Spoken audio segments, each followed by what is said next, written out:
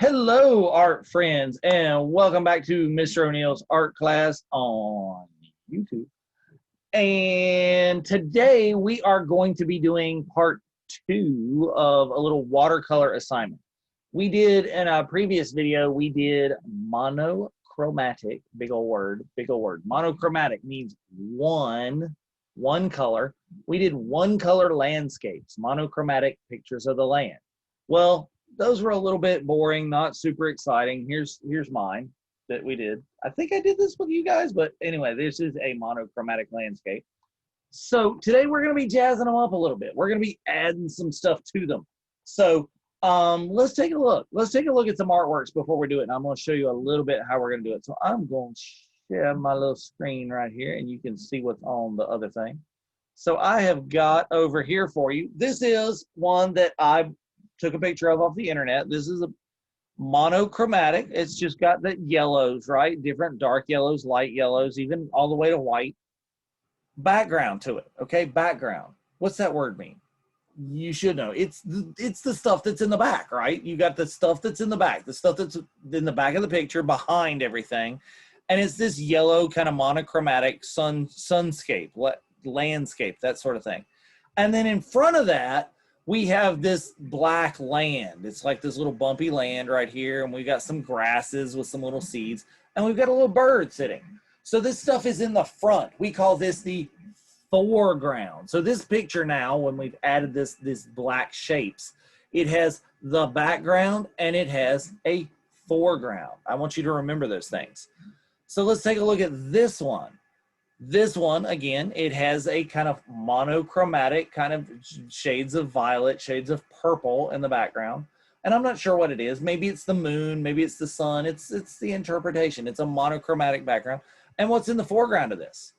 What is it? What's in the foreground? What's in the front? Yeah, you're right. It's a tree. It's this curly Q tree. It's the ground, the black ground. And that's a deer or a goat. Yeah, it depends on your point of view. So we've got a foreground and a background. How about this one? This one's a little tricky because we have those black shapes in the background and in the foreground, don't we? Okay, so we obviously have a sunset in the background, and we've got this little piece of land. Yes, even though it's black, that's still behind everything. It's in the back. Then we have this lake and a sunset over the lake in the background there. And in the foreground, we have this crane, a crane, and some grass. So we've got these blacked out, kind of dark, shadowy shapes. That's our other art word for the week, okay? These are called silhouettes. Like when you've got light behind you, the light is coming from behind, and you're on the other side, you see the shape, the animal, the tree, the whatever, in silhouette. So today we are going to take our monochromatic landscapes, and we're going to add silhouettes to the front of them, okay? We're going to add silhouettes to make these into a completed artwork. This one's really cool. I like it. It's underwater kind of scene. So let us begin. So we are going to do this with the artwork we had from last time. You will need to do this some black paper. I am using some black poster paper, construction paper works, whatever. If you don't have black paper, make some. I have just taken a piece of white paper and a black crayon, colored that in. Totally works. You can do that. If you don't have any of those, if you just want to draw your silhouettes with a black marker, totally works as well. You can do all those things. I think the cutting's a little bit more fun. So let's cut them. I'm going to cut this out with my scissors. If you don't have scissors, you can, of course, just tear it. So let's get to work. Let's check this out. So I'm going to go down here to my other camera, and you can see, let's zoom in a little bit there. All right, this is what we got. So I got to decide, and I apologize. I still can't figure out how to make this camera not fuzz in and out, okay? So let's see. This is the desert. It's the thing. Okay, I know what I'm going to do. I know what I'm going to put first off. I'm going to put a cactus, right? Big honking cactus in the foreground, a shadow, a silhouette one. So I'm going to take my pencil, and I'm going to draw what that cactus is going to look like. I'm going to draw it first. I'm just going to kind of shade it in, make my shape.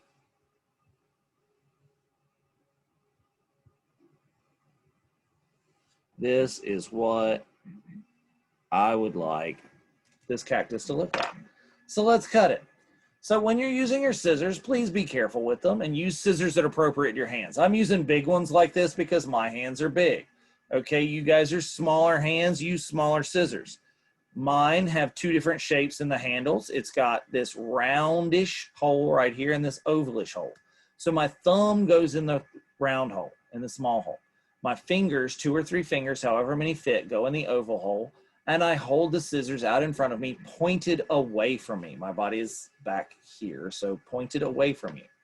Now, I'm going to open and close the scissors just very gently on the paper. And this hand, this free hand, that's what's going to do all the work. So I'm going to pick this up. I'm going to put it right in here, open my scissors. My scissors are not going to move. I'm not going to do. Now, scissors just sit still right here. Squeeze and release. Look at how my hand is way over here on the other side of the paper. Squeeze. When I get to this turn, when it unfuzzes, I turn it with that other hand. I'm not turning the scissors. The scissors just squeezing. Big turn, big movement with the other hand. Big movement. Keeping it away. I need to move my hand sometime to keep it away from the scissors. Big turns. Same thing again. I got a big turn coming up. Moving it with that free hand. That's what the one that does all the work. Y'all are sitting there going like, what? Yes. Your scissor hand is lazy hand. It just gets to sit there and be still and squeeze and open and squeeze and open. And this other hand, this whole arm is like moving all over the place. It does the job. It's the thing. So I'm going to get down here and get my cactus finished. Hold on to this paper because we can still use this scrap. Oh, we're totally going to use that. And now let's decide where I want this. I don't want it over here because I'm going to cover up my other little cactus in the background. Maybe I like it like, you know, here. Oh, yeah, I like that one. That's a nice place for that cactus. What else do I want to add in here? I want to add like some like grass, some like desert like tumbleweed or sawgrass or I don't know, something. Some kind of like big grasses. And I'm not even gonna draw this one out. I'm just gonna kind of cut. And I'm just gonna kind of go back. Now this one I am still doing the same kind of thing, right? My scissors are basically staying the same direction. I'm just moving that hand a lot. Maybe I want to make this a yucca plant. Y'all know what a yucca plant is? They're kind of deserty yuccas. They've got these pointed stemmy deals. And then they've got this big old stalk on them. And I think the stalk is bigger than my paper. So I'm going to show you what to do in a minute. I'm going to cut that off and just let this paper go by. And then I'll come back, go down here. And again, big turns. Just kind of in there. Okay. So I got some grass. And I told you I didn't have enough room for all my yucca stuff. Well, I'm going to place that one right here. I want, like here. Maybe, and then I think I'm gonna put this piece in here too. If you glue these pieces together, you're not gonna be able to tell that silhouette wasn't there. Maybe I shorten this a little bit so it matches. I like that. That's why you got to be careful. I just bopped that. So I'm gonna glue that stuff down there later, and I'm gonna add like the little flower for the yucca, right? So I'm gonna take this little scrap bit of paper over here, and I'm gonna kind of try and match it up. The stem, but yuccas have these like flowers, these kind of bumpy flower deals on them. So I'm going to make some little bumps on this and just still moving with my other hand. And it does get close. You got to get your fingers close sometimes because this is kind of small. I'm struggling a little bit to keep my hands in the camera. Put that over there. And now I can glue this. Yeah, that's going to fit nicely. Even though it's in multiple pieces, I can put these things together.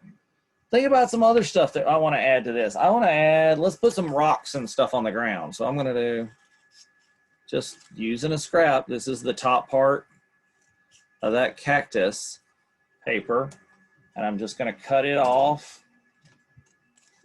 and keep using what I got. Add some of that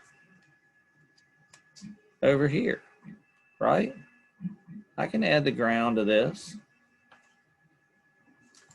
Not quite finished. Let's see if I match this up a little bit. I can go back down this, and like I said, I'm just using up my scraps. Using up my scraps and get all of these pieces to where they kind of match up in there. Can you put stuff in the sky? You can totally put stuff in the sky. If you want silhouettes in the sky, there is, let's add, I don't know, y'all want to add like a bird? Y'all want to add a bird? I'm going to find a bird. Let's find something that I can use, a piece that I can use for a scrap. I'm just going to kind of make a wingy deal. And then I'll just kind of go down in the middle.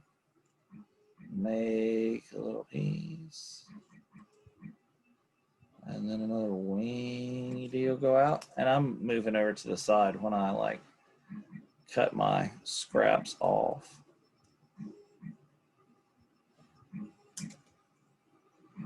I don't know if that looks like a bird. I don't love that. Maybe I'll make it, I can always change these things, right? Ooh, I know what I'll do. I'm going to use that. Well, I told you again that you guys could change things as well if you guys want to. Let's glue this down. All right, say I like my stuff, and I'm going to show you what I'm going to do with that in a minute. You guys are going to be amazed. So I'm going to glue this stuff down. So I'm going to go ahead and grab this. I'm going to use bottle glue. If you guys have glue stick, go ahead and use it. That'll be great. Well, when I put the bottle glue, be careful. Don't put a bunch of glue on there. I just like to squeeze easy and put like a little dot of glue. And I put a bunch of little dots. It's a bunch. And I go all the way to the edges, lots of little dots. But it's not like these big giant wads of glue that are going to like come out all over the place. And you got to make sure you go right to the edge. If you don't go right to the edge, it doesn't stick down well. All right, got all this stuff. And now I'm going to flip this over and put this right in the middle. Mr. O'Neil, what are you doing? You put this big thing that you said you didn't like right in the middle of it. I have a plan. So I told you if you didn't have the paper, you could always just, draw it in. So I'm going to draw the bottom half of this in. I'm going to fix it the way I want it. I'm going to fix and change maybe this to like a bat instead of like a bird. I'm going to get in there, and then I can just fill in, fill in, fill in, fill in. If I fill in all those places and I fill it in nice and dark with my marker, get right up there, you're not going to be able to tell, at least on the camera, right, where the black paper ends and where the marker starts. If you guys do, you can do that. You can mix it up. If you want to fix it with a marker, fix it with a marker. If all you've got is a marker and that's what you're doing, just use the marker the whole time. Like I said, you can really get in there and you won't be able to tell. So I'm going to glue some of this other stuff too. Let's go ahead and I'm going to glue my cactus down first. Same thing on the back. Dot, dot, dot, dot, dot, dot, dot, dot, dot, dot, dot, dot, dot. Lots of dots because this is a big thing, right? All over the place. And my dots are getting a little lazy. All right, but you do better than me. Trying to go fast, get all these dots in here, and let's get it glued down. So I want it up there. Yeah. All right, got it in there. Here's my ground. I want my ground glued down.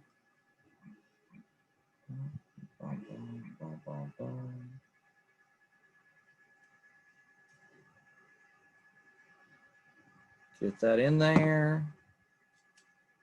Put it right here. Get it in. This other piece of ground glued down. There's a lot of gluing to do on this, man. It's a lot of stuff to do. And that's okay. Take your time and get all this stuff finished, filled in, everything done the way you want it. And remember, you can go back and you can add with your marker as well. On this, make sure you go all the way out with your dots. You go all the way out, all these little leaves, because if you don't go to the end of these leaves, they won't glue down. They'll pop up from your artwork and they'll get ripped off eventually and you won't see them. So you've got to go all the way to the edges. Even if it's tiny, you got to do it. Get all the way out there around. Move that stuff. Where'd I have that? I had that somewhere in here, right? Somewhere in here. Move it a little bit. Yeah. All right, and press these down well. I'm not going to put this one in. I'm going to show you why in a minute. I'm going to rather putting that in. Press it down. You might have to hold it there for a second. You might have to hold it there for a second.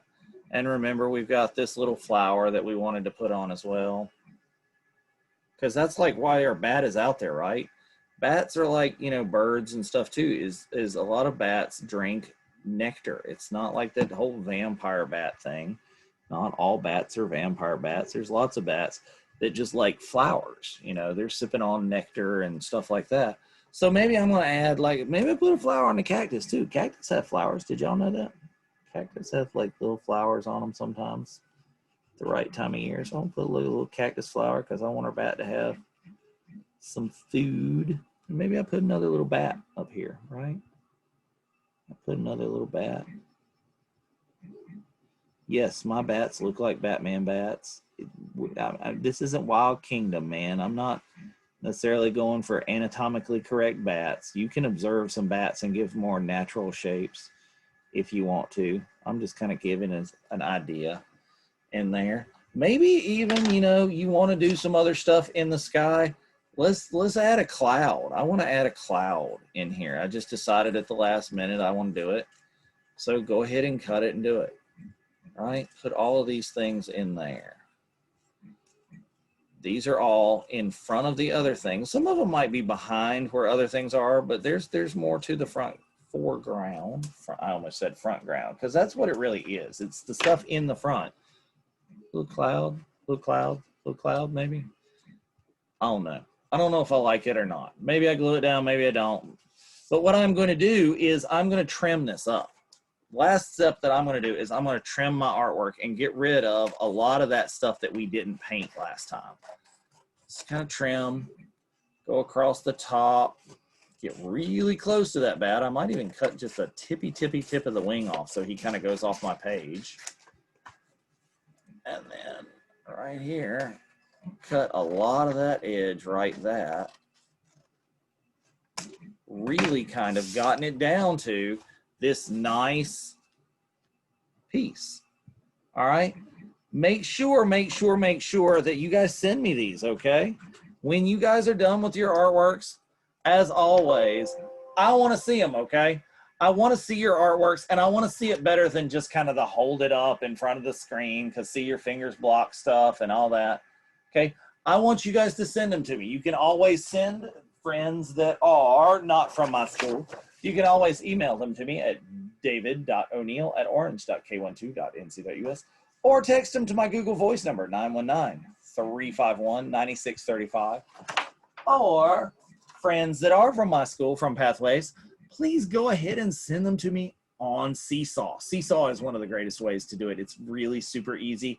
If you don't remember how to use Seesaw, I have a video on my website of exactly how to use Seesaw. So, hey, go ahead, finish up and use your monochromatic landscapes as a background. Go ahead and in the foreground, in the front ground, add these nice shadowy silhouettes that you have used with cut paper. So that's what I want to see. That's the kind of assignment. That's what we're doing this week. I hope you've enjoyed it. I hope you like it. Oh, I'm like, look, I'm matching. Like Batman. What do you know? Coincidences. Anyway, I hope you've enjoyed your assignments. Stay safe, stay well, make some art, friends. I'll see you guys next time.